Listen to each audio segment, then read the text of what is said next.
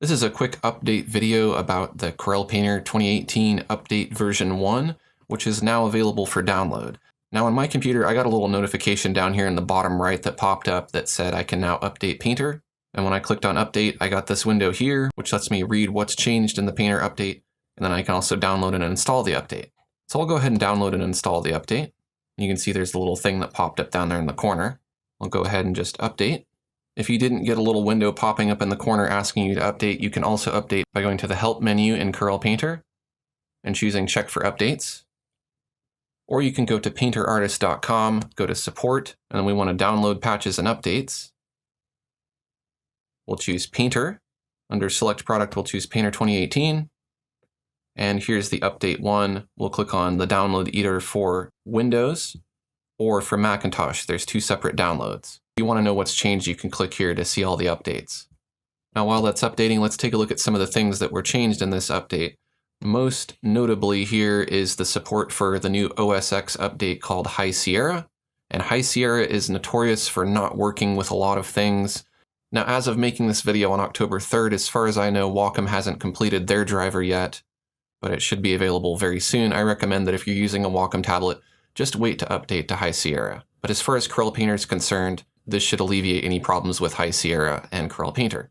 There's some other changes. For example, on Mac, the brush categories and variants now appear in alphabetical order. Here's a whole bunch of technical jargon that I don't understand, but if you're having this problem here, it fixes that apparently. There's some application fixes as well. Any brush variant that uses the selection method now works as expected. You will no longer experience issues with color overlay when switching between painting with a regular brush and selections. You don't get any more brush artifacts when you use Pickup Underlying Color with paint variants from the Sargent category. On Mac OS, Corel Painter works as expected after you hide it and show it using the dock. And I won't read off all these. You can go through and just read everything that's changed here. Hopefully, if you've been having any issues with Corel Painter 2018, this should solve those. If there's any issues that aren't covered here, definitely send Corel an email and let them know about the problem you're having.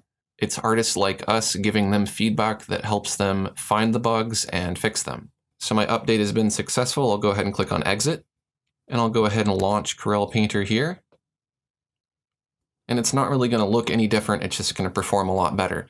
Now, you may find if you've created a custom workspace that you may want to reset your workspace. So go ahead and go to Window, Workspace, Export Workspace, and back up your current workspace. Then close out Corel Painter and hold Shift, click on your Corel Painter icon, and here it's going to let you restore some stuff to factory defaults. You can keep all customizations, which I recommend if you have a custom workspace. You're not going to lose anything like brushes or libraries or custom palettes, but you're going to lose a little bit of customization as far as where things are located. So you may have to move some palettes around. So let's go ahead and click on Reset All Workspaces with those settings. And the reason why we want to do this is because there may be some bugs hiding within your workspace from the previous version of Corel Painter. And so this is a good way to clear out those bugs and make sure that it works with your update and that there aren't any legacy bugs coming along with that workspace. So as I mentioned, I have to go up here and I have to move some of these palettes around. If you installed the update and you're using it and it works fine and you're not finding that there's any issues or bugs, you don't necessarily have to reset it, but it's definitely recommended that you do. Now, most people don't have as many palettes and as much customization as I do, so I have created a bit of work for myself here. Each time one of these updates comes out, I have to rearrange a bit, but I want to keep my workspace as current as possible and as up-to-date as possible and as bug-free as possible, so it's worth it to me to do that. So I have my work cut out for me. I'll go ahead and take some time to do that, and I won't make you watch me do all of that.